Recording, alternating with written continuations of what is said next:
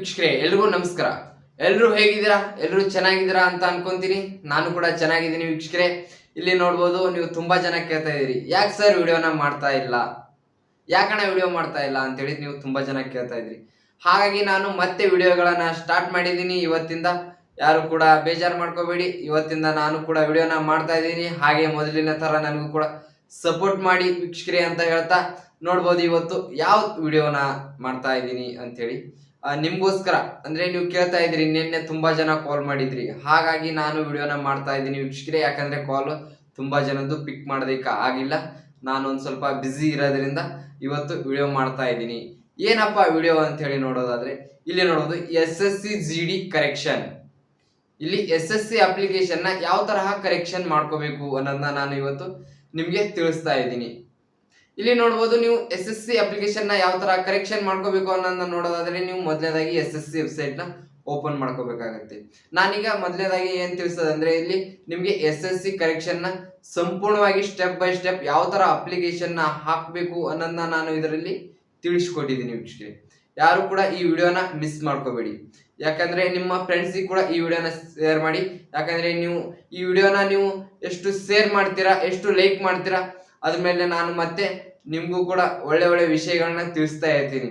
ಹಾಗಾಗಿ ವೀಕ್ಷಕರೇ, ನೀವು ಕೂಡ ಮೊದಲಿನ ತರ ನನಗೆ ಸಪೋರ್ಟ್ ಮಾಡಿ ಅಂತ ಹೇಳ್ತಾ, ಮತ್ತೆ ಬನ್ನಿ ನೋಡ್ಬೋದು, ಇನ್ನು ನಮ್ಮ ಚಾನೆಲ್ನ ಯಾರೆಲ್ಲ ಸಬ್ಸ್ಕ್ರೈಬ್ ಆಗಿಲ್ಲ ಬೇಗನೆ ಸಬ್ಸ್ಕ್ರೈಬ್ ಮಾಡ್ಕೊಳ್ಳಿ. ಹಾಗೆ ಪಕ್ಕದಲ್ಲಿರುವ ಬೆಲ್ ಐಕನ್ ಕೂಡ ಪ್ರೆಸ್ ಮಾಡ್ಕೊಳ್ಳಿ. ಯಾಕಂದ್ರೆ ನಾನು ಯಾವುದೇ ವಿಡಿಯೋ ಹಾಕಿದ್ರೆ ನಿಮ್ಗೆ ನೋಟಿಫಿಕೇಶನ್ ಮುಖಾಂತರ ತಲುಪತ್ತೆ, ಆ ವಿಡಿಯೋ ಕೂಡ ನಿಮ್ಗೆ ತಲುಪತ್ತೆ, ಮಾಹಿತಿ ಕೂಡ ನಿಮ್ಗೆ ತಲುಪದಂಗ ಆಗುತ್ತೆ. ಹಾಗಾಗಿ ನೋಟಿಫಿಕೇಶನ್ ಆನ್ ಮಾಡ್ಕೊಳ್ಳಿ. ನಾವು ಯಾವುದೇ ವಿಡಿಯೋನ ಹಾಕಿದ್ರೆ ನೀವು ವಿಡಿಯೋನ ನೋಡಿ ವೀಕ್ಷಕರೇ. ಯಾಕಂದ್ರೆ ನಾನು ಆಲ್ತು ಫಾಲ್ತು ಯಾವ ತರ ಫೇಕ್ ವಿಡಿಯೋಗಳನ್ನ ಮಾಡಿ ಹಾಕೋದಿಲ್ಲ. ಯಾಕಂದ್ರೆ ಇವಾಗ ತುಂಬಾ ಜನ, ನಾನು ಕೂಡ ನೋಡಿದೀನಿ, ತುಂಬಾ ಜನ ಕೇಳ್ತಾ ಇದ್ರಿ. ಈಗ RRB ಬಗ್ಗೆ ತುಂಬಾ ಜನ ಕೇಳ್ತಾ ಇದ್ರಿ, ಅದರದ್ದು ನೆಕ್ಸ್ಟ್ ವಿಡಿಯೋನ ಮಾಡಿ ಹಾಕ್ತೀನಿ.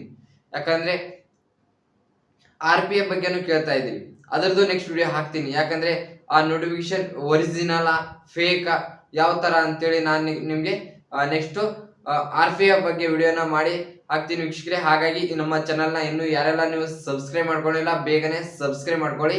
ಇಲ್ಲಿ ನೋಡ್ಬೋದು, ನಿಮ್ಗೆ SSC GD ಅಪ್ಲಿಕೇಶನ್ ನ ಯಾವ ತರ ಕರೆಕ್ಷನ್ ಮಾಡ್ಕೋಬೇಕು ಅನ್ನೋದನ್ನ ನಾನು ಇವಾಗ ಸ್ಟೆಪ್ ಬೈ ಸ್ಟೆಪ್ ನ ನಿಮ್ಗೆ ತಿಳಿಸ್ತಾ ಹೋಗ್ತೀನಿ. ಇಲ್ಲಿ ನೋಡ್ಬೋದು ವೀಕ್ಷಕರೇ, ನಿಮ್ಗೆ SSC ವೆಬ್ಸೈಟ್ ನ ಮೊದಲನೇದಾಗಿ ನೀವು ಗೂಗಲ್ ಕ್ರೋಮ್ ಬ್ರೌಸರ್ ನಲ್ಲಿ ಓಪನ್ ಮಾಡ್ಕೋಬೇಕಾಗತ್ತೆ. ಹಾಗಾಗಿ ಇಲ್ಲಿ ನೋಡ್ಬೋದು, ಮೊದಲನೇದಾಗಿ ಗೂಗಲ್ ಕ್ರೋಮ್ ನ ಓಪನ್ ಮಾಡ್ಕೊಳ್ಳಿ ನೀವು. ಅದಾದ್ಮೇಲೆ ಅದರಲ್ಲಿ SSC ಅಂತೇಳಿ ಸರ್ಚ್ ಮಾಡಿ. ಆ SSC ಅಂತೇಳಿ ಏನ್ ಸರ್ಚ್ ಮಾಡ್ತೀರಾ, ಅವಾಗ ಈ ತರ ಓಪನ್ ಆಗುತ್ತೆ ವೀಕ್ಷಕರೇ. ಗೂಗಲ್ ಕ್ರೋಮ್ ಅಲ್ಲಿ SSC ಸ್ಟಾಫ್ ಸೆಲೆಕ್ಷನ್ ಕಮಿಷನ್ ಅಂತ ಓಪನ್ ಆಗುತ್ತೆ. ಆ ಸ್ಟಾಫ್ ಸೆಲೆಕ್ಷನ್ ಕಮಿಷನ್ ಮೇಲೆ ನೀವು ಕ್ಲಿಕ್ ಮಾಡಿದ್ರೆ ನಿಮ್ಗೆ SSC ಹೋಮ್ ಪೇಜ್ ಓಪನ್ ಆಗುತ್ತೆ. ಆ ಹೋಮ್ ಪೇಜ್ ಓಪನ್ ಆದ ತಕ್ಷಣ ನಿಮ್ಗೆ ಅಲ್ಲಿ ರಿಜಿಸ್ಟರ್ ನಂಬರ್, ಯೂಸರ್ ID ಮತ್ತೆ ಕೆಳಗಡೆ ಪಾಸ್ವರ್ಡ್ ಅಂತ ಕೇಳುತ್ತೆ. ಇಲ್ಲಿ ಕ್ಯಾಪ್ಚರ್ ಕೋಡ್ ಕೂಡ ಹಾಕಬೇಕಾಗತ್ತೆ. ಆ ಕ್ಯಾಪ್ಚರ್ ಕೋಡ್ನ ಎಂಟರ್ ಮಾಡಿ ನೆಕ್ಸ್ಟ್ ನೀವು ಏನು ಮಾಡಬೇಕಂದ್ರೆ, ಇಲ್ಲಿ ನೋಡ್ಬೋದು, ಇಲ್ಲಿ ಕೆಳಗಡೆ ಲಾಗಿನ್ ಅಂತ ಏನು ಕಾಣ್ತಾ ಇದೆ, ನಾನು ಇಲ್ಲಿ ಎಲ್ಲ ಕೂಡ ಹಾಕಿದ್ದೀನಿ. ಅದಾದಮೇಲೆ ಇಲ್ಲಿ ಲಾಗಿನ್ನ ಮಾಡ್ತೀನಿ. ನೋಡ್ಬೋದು, ಲಾಗಿನ್ ಮಾಡಿದ್ಮೇಲೆ ಇಲ್ಲಿ ಡ್ಯಾಶ್ಬೋರ್ಡ್ ಓಪನ್ ಆಗುತ್ತೆ. ಇಲ್ಲಿ ಅಪ್ಲಿಕೇಶನ್ ಪೇಜ್ ಓಪನ್ ಆಗುತ್ತೆ ವೀಕ್ಷಕರೇ, ನೀವು ನೋಡ್ಬೋದು. ಇಲ್ಲಿ ಮೊದಲನೇದಾಗಿ ಏನು ಹಾಕ್ಬೇಕಂದ್ರೆ, ಇಲ್ಲಿ ನೋಡ್ಬೋದು, ನಾನೀಗ ಆಲ್ರೆಡಿ ಎಂಟರ್ನ ಮಾಡಿದ್ದೀನಿ. ಇಲ್ಲಿ ನೋ ಅಂತ ಕೊಡಿ, ಏಜ್ ರಿಲ್ಯಾಕ್ಸೇಷನು. ಮತ್ತು ಅದರ ಕೆಳಗಡೆನೂ ಇದು NCC ಅಂತ ಏನಿದೆ ಅದನ್ನು ನೋ ಅಂತ ಕೊಡಿ. NCC ಮಾಡಿದರೆ ಎಸ್ ಅಂತ ಕೊಡಿ, ಇಲ್ಲಾಂದರೆ ನೋ ಅಂತ ಕೊಡಿ.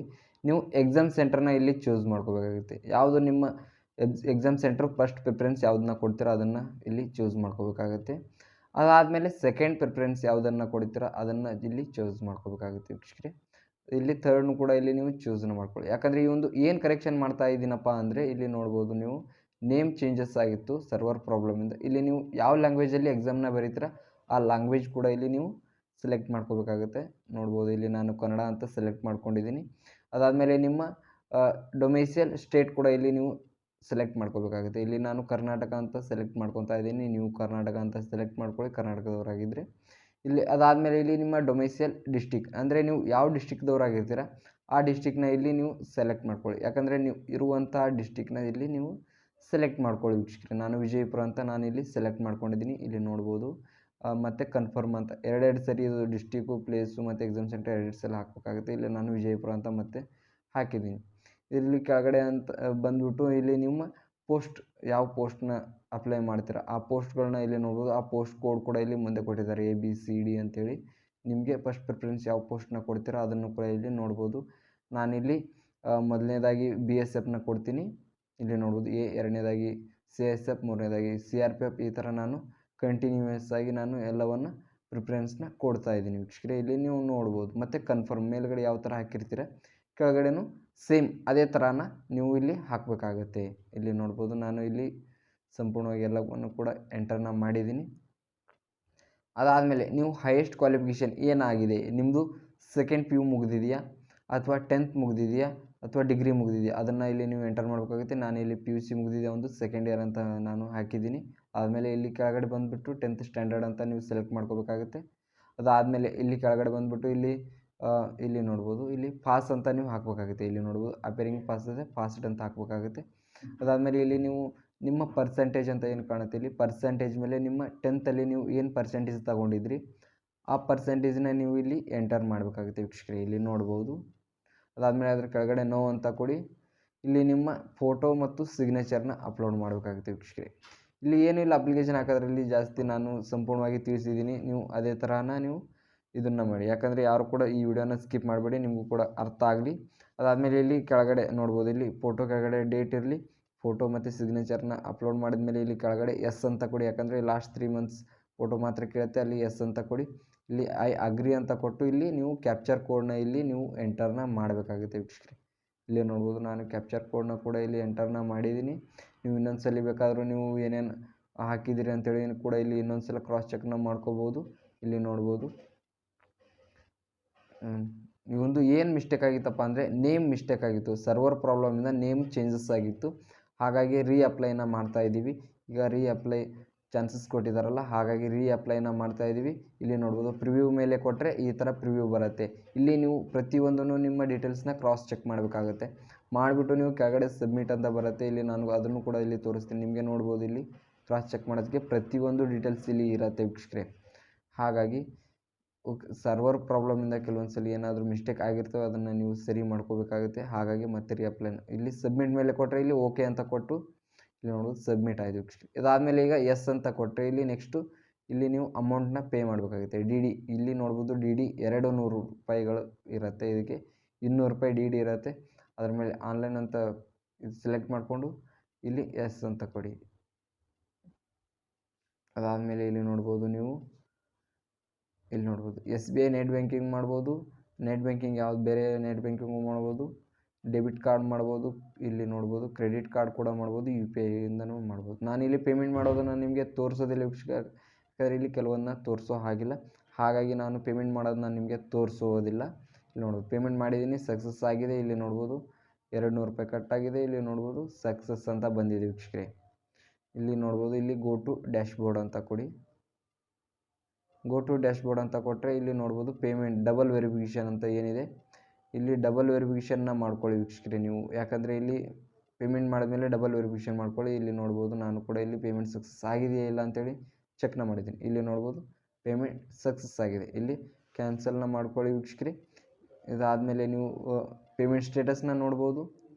ಇಲ್ಲಿ ನೋಡೋದು ಪೇಮೆಂಟ್ ಕರೆಕ್ಟ್ ಇದಾಗಿದೆ ನೋಡಿ ವೀಕ್ಷಕರೇ, 200 ರೂಪಾಯಿ ಆಗಿದೆ. ಇಲ್ಲಿ ನೋಡ್ಬೋದು ಇಲ್ಲಿ ನೇಮ್ ಚೇಂಜಸ್ ಆಗಿತ್ತು, ಇಲ್ಲಿ ಕೂಡ ತೋರಿಸ್ತಾ ಇದೆ ನೋಡ್ಬೋದು ನೇಮು. ಅದಾದಮೇಲೆ ನೀವು ಇಲ್ಲಿ ಏನಪ್ಪ ಅಂದರೆ ಇಲ್ಲಿ ಅಪ್ಲಿಕೇಶನ್ ಸ್ಟೇಟಸ್ನ ನೋಡಿ.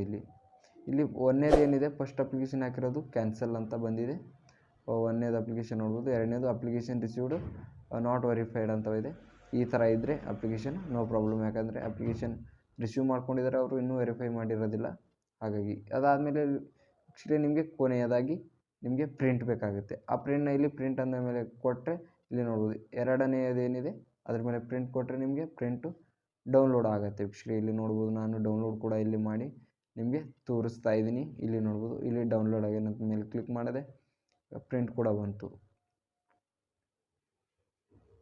ಇಲ್ಲಿ ನೋಡ್ಬೋದು ವೀಕ್ಷಕರೇ ಪ್ರಿಂಟ್ ಕೂಡ ಓಪನ್ ಮಾಡಿ ನಿಮಗೆ ತೋರಿಸ್ತೀನಿ.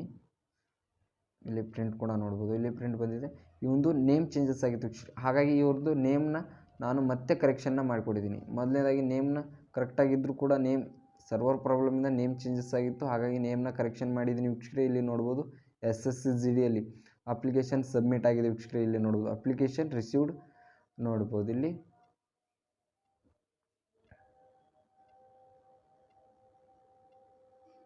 ಇಲ್ಲಿ ನೋಡ್ಬೋದು ನಿಮ್ಮದು ಕೂಡ ಇದೇ ಥರ ಬರಬೇಕಾಗುತ್ತೆ ವೀಕ್ಷಕರೇ. Application received content not received ಅಂತೇಳಿ ವೆರಿಫೈಡ್ ಅಂತ ಇದೇ ಥರ ಬರಬೇಕಾಗುತ್ತೆ ವೀಕ್ಷಕರೇ. Application received contents not verified ಅಂತೇಳಿ ಇದೇ ಥರ ಬಂದರೆ ನಿಮ್ಮದು ಅಪ್ಲಿಕೇಶನ್ ಸಕ್ಸಸ್ ಆಗಿರೋ ಥರ ವೀಕ್ಷಕರೇ. ಇಲ್ಲಾಂದರೆ ನಿಮ್ಮದು ಅಪ್ಲಿಕೇಶನ್ ಇಲ್ಲಿ ಇನ್ಕಂಪ್ಲೀಟ್ ಅಂತ ಬಂದಿರುತ್ತೆ. ಆ ಥರ ಬಂದರೆ ಸಕ್ಸಸ್ ಆಗಿರೋದಿಲ್ಲ. ಇಲ್ಲಿ ನೋಡ್ಬೋದು ಡಿ ಡಿ ಕೂಡ ಕಟ್ಟಿದ್ದೀನಿ. ಡಿ ಡಿ ಕೂಡ ಇಲ್ಲಿ ನಾನು ತೋರಿಸ್ತಾ ಇದ್ದೀನಿ ನೋಡ್ಬೋದು ವೀಕ್ಷಕರೇ. ಇಲ್ಲಿ ನಿಮಗೆ ಏನೇ ಡೌಟ್ಸ್ ಇದ್ದರೂ ಕೂಡ ನೀವು ಕಮೆಂಟ್ನ ಮಾಡಿ ವೀಕ್ಷಕರೇ. ಅದರ ಬಗ್ಗೆ ನಾನು ನಿಮಗೆ ಸಂಪೂರ್ಣವಾಗಿ ಮಾಹಿತಿನ ತಿಳಿಸ್ಕೊಡ್ತೀನಿ. ಹಾಗೆ ಈ ಮಾಹಿತಿ ನಿಮಗೆ ಇಷ್ಟ ಆಗಿದ್ರೆ ವೀಕ್ಷಕರೇ ಒಂದು ಲೈಕ್ನ ಮಾಡಿ ಅಂತ ಹೇಳ್ತಾ ಈ ವಿಡಿಯೋನ ಇಲ್ಲಿಗೆ ಮುಗಿಸ್ತಾ ಇದ್ದೀನಿ ವೀಕ್ಷಕರೇ. ಜೈ